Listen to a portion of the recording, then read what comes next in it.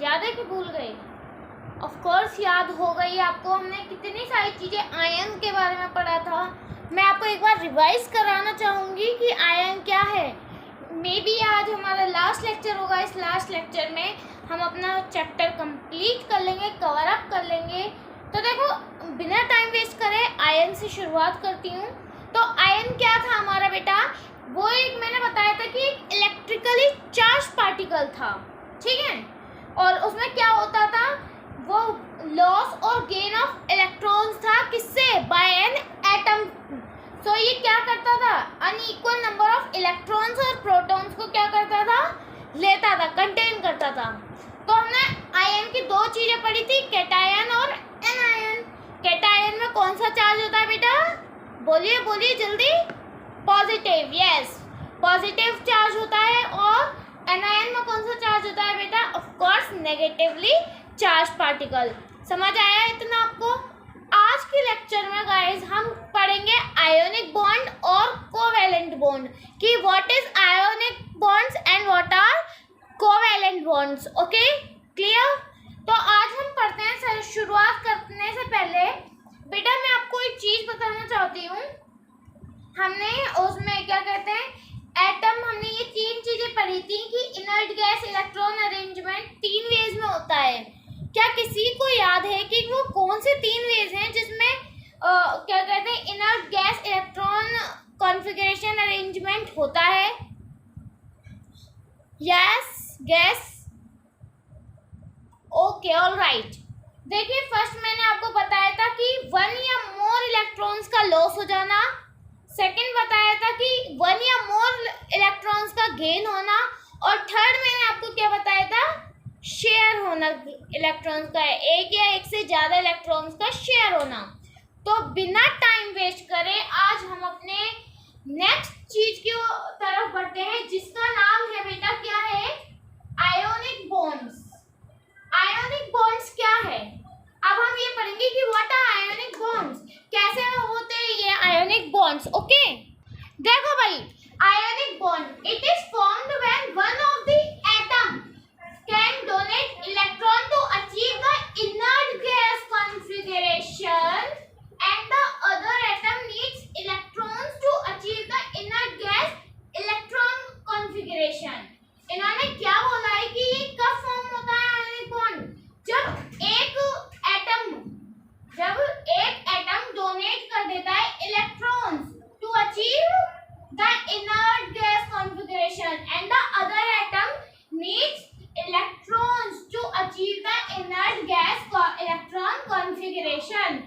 क्या बोला है कि जब एक एटम बेटा डोनेट करता है अपने इलेक्ट्रॉन इनर गैस कॉन्फ़िगरेशन को अचीव करने के लिए, तो जो दूसरा एटम होता है उसे जरूरत होती है, उसे नीड होती है इलेक्ट्रॉन्स की। किस चीज को अचीव करने के लिए? इनर्ट गैस इलेक्ट्रॉन कॉन्फ़िगरेशन को करने के लिए। समझ में आया? जैसे एग्जांपल लीजिए आप, NaCl, ठीक है, सोडियम क्लोराइड है, ठीक है। तो Na आपने एक जगह लिया, Cl आपने एक जगह लिया, ठीक है। अब इनका क्या होगा भाई? एक दूसरे का वो होगी, मतलब एक एटम ने डोनेट किया इलेक्ट्रॉन दूसरे एटम को, मतलब अचीव करने के लिए इनर्ट गैस कॉन्फ़िगरेशन। फिर दूसरे को जरूरत थी इलेक्ट्रॉन की, क्या अचीव करने के लिए? इनर्ट गैस इलेक्ट्रॉन कॉन्फ़िगरेशन, ठीक है। तो इससे क्या बनेगा? Na+ का बनेगा, ठीक है। और Cl जो है ये बनेगा ब्रैकेट में, Cl- बनेगा।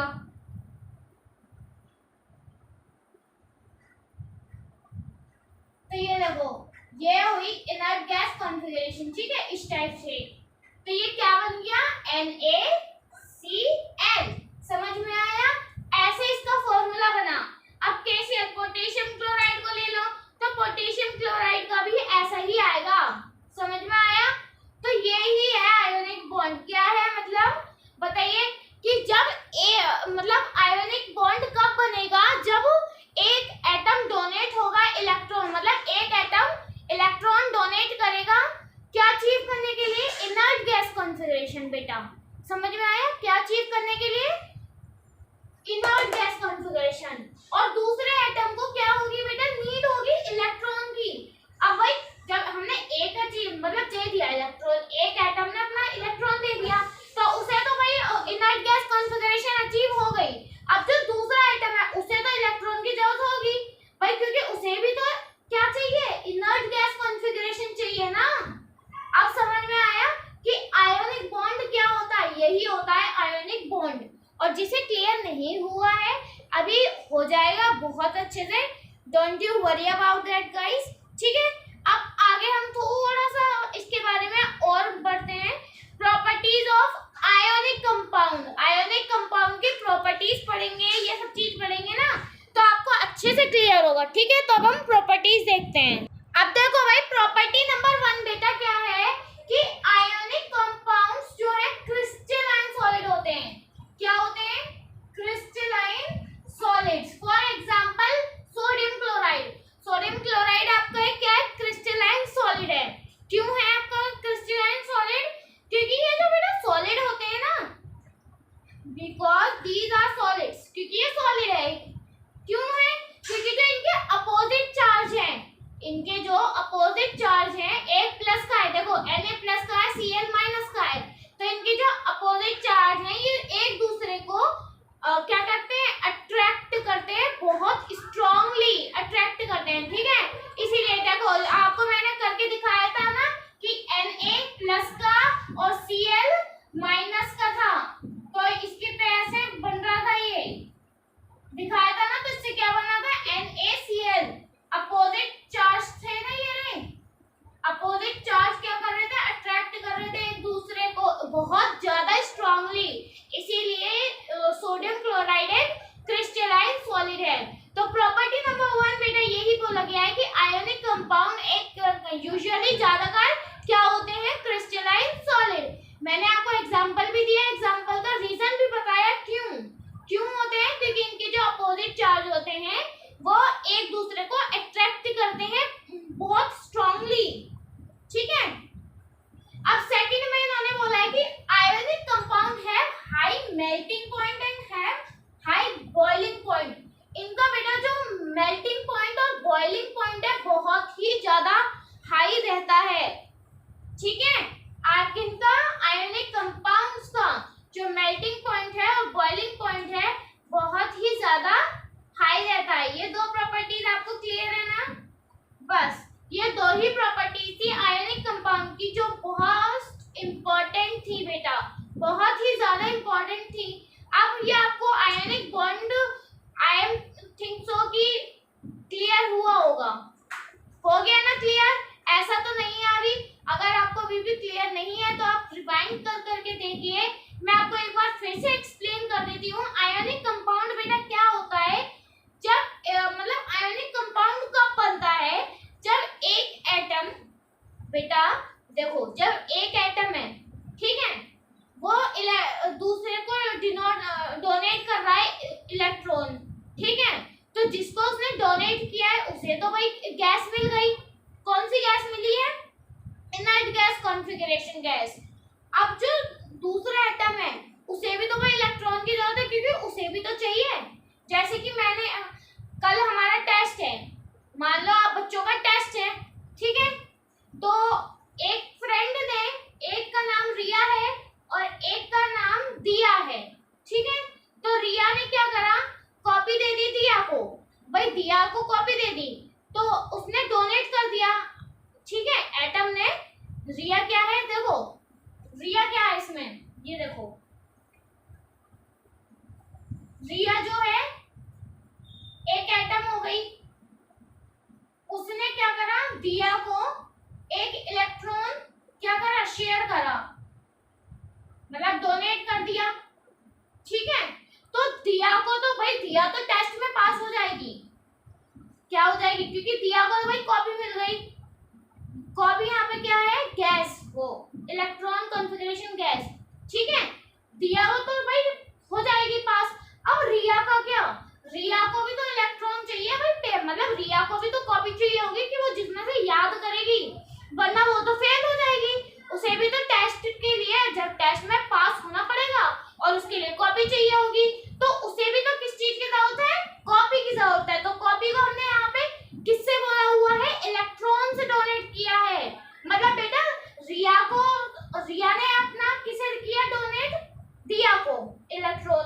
दिया को तो मिल गई भैया गैस, ठीक है।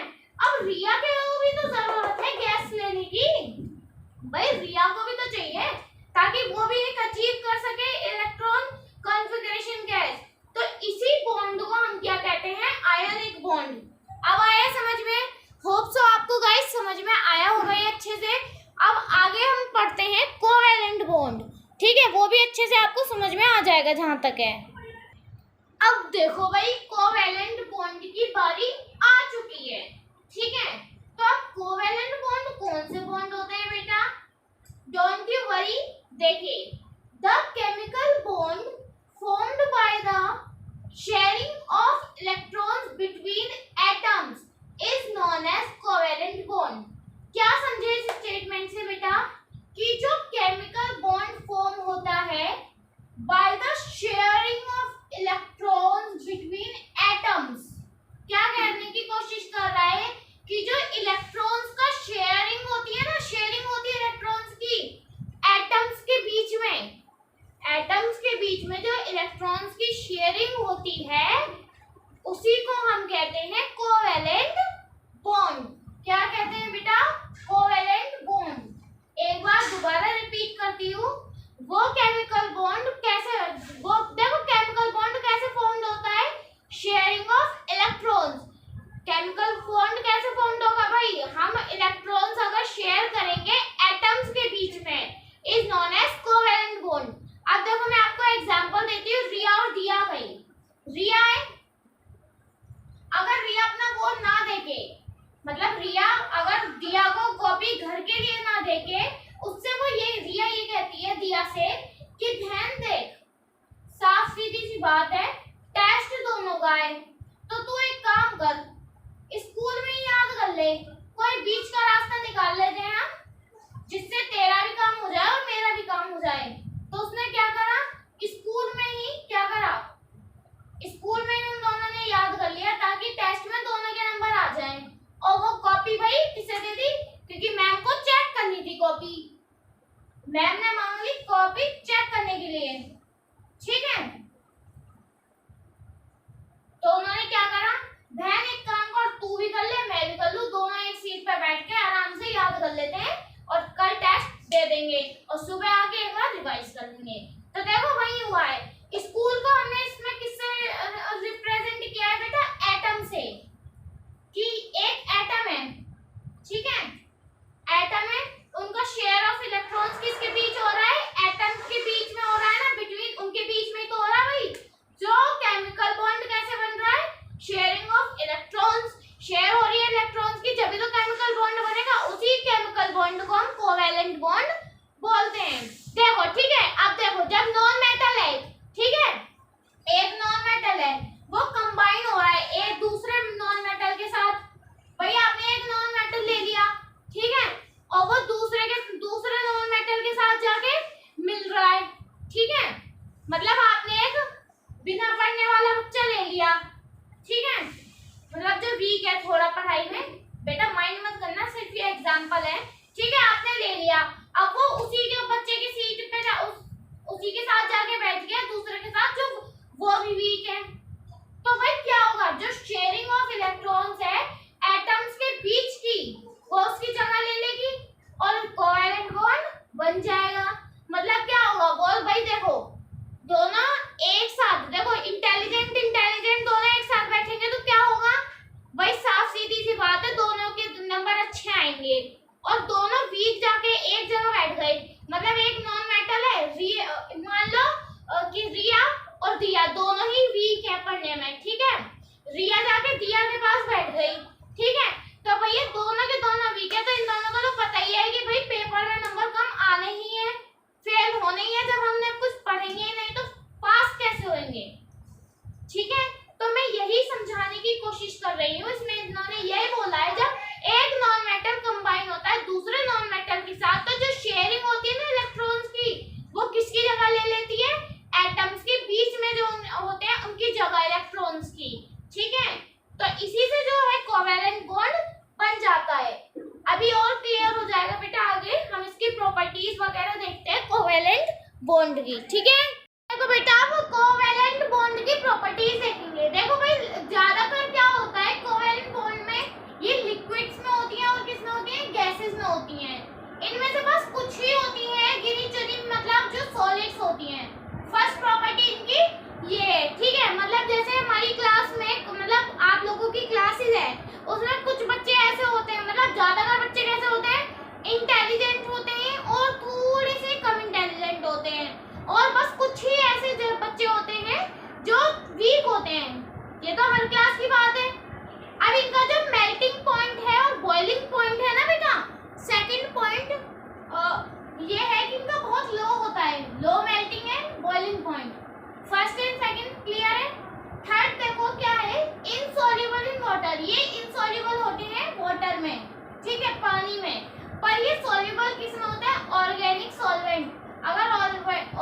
सॉल्वेंट होते हैं ना बेटा, तो ये सॉल्युबल हो जाते हैं, बट वाटर में इनसॉल्युबल होते हैं ज्यादातर। समझ आ गया?